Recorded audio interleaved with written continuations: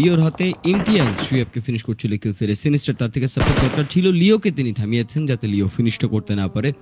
এওএনআরজি তারা এবার প্রথমবার এই ম্যাচে লড়াইতে জড়িয়ে পড়লেন, সেটাও টিম টেরর এখানে সাপোর্ট দিতে পেরেছেন তারা।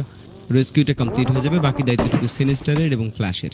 রাউডি পেছনে থাকবেন, কাছে এসে সিনিস্টার কিল ফিনিশ করার চেষ্টা করছিল, টিএসবি নাইট উইং তাকে ফিনিশ করা হলো এবং তারপরে টিম এওএনআরজি তারা 2টো পয়েন্ট পেলেন, তৃতীয় পয়েন্টও তারা পেয়ে যায়। পরে গেছে, যেমন সেখানে অনেকগুলি দলই ছিল, এক্সাম্পল দিলে আসলে টিম T4 তারাও ছিল, আর একদিন T4 আর বেঁচে থাকবে না। পিএমকে পরে আসলে ক্লোজিংটা করবে নরমিসের উপরে, যে কারণে আসলে নরমিসের বেশ কিছু প্লেয়ার ওখানে হারিয়ে গেছে এবং পুরো নরমিসটা আসলে হারিয়ে গেছে। তবে হারিয়ে যাবার আগে তারা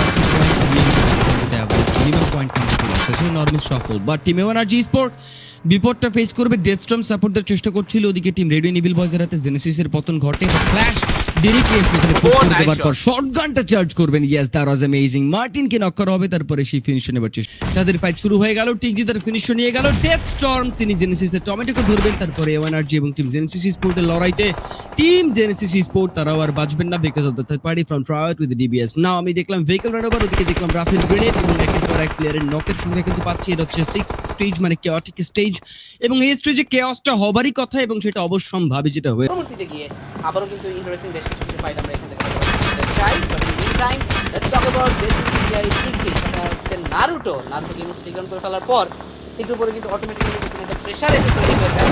এই প্রেশারের কারণে তিনি এখান থেকে এখন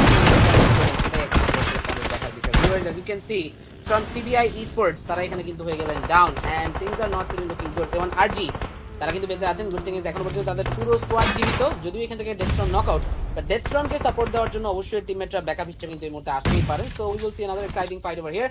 এই জায়গাটাতে এখন কিন্তু এওএনআরজি সিনিস্টার আপনি কিন্তু হোল্ড করেছিলেন অনেকটা সময়, ডেথস্টর্ম এলিমিনেটই হয়ে যায়, বাট তার সাপোর্টটা হয়তো বা এই মুহূর্তে আর দরকার পড়বে না এওএনআরজি এর জন্য। টিএসবি তারাও বেঁচে আছেন, তিনজন player if I am not wrong, তিনজন প্লেয়ারের মধ্যে লিও বেবি আছে এক পাশে আছে ফ্রেঞ্জি আরেক পাশে। আমরা কিন্তু তাদের প্লেয়ার নাইট উইংকে পজিশন পরিবর্তন করতে দেখলাম। Night wing, one of the ex players from AONRG, is there right now and boy কিন্তু এই মুহূর্তে এসে করেছেন আক্রমণ। সিজে প্রথম নকটা বের করার পরে দেখা যাক নাইট উইংকে টেক ডাউন করা পসিবল হয় কিনা। নাইট উইং কিন্তু এই মুহূর্তে ড্রপের পেছনে আটকা পড়ে গিয়েছেন এন্ড রাইট নাও বাগিতে উঠলেও বিপদ, না উঠলেও বিপদ, বাগিটাও এখান থেকে ফাটিয়ে দেওয়া হচ্ছে, so that night wing can not move away from his position. Nightwing can get spotted. CJ Boy with a beautiful knockout once again.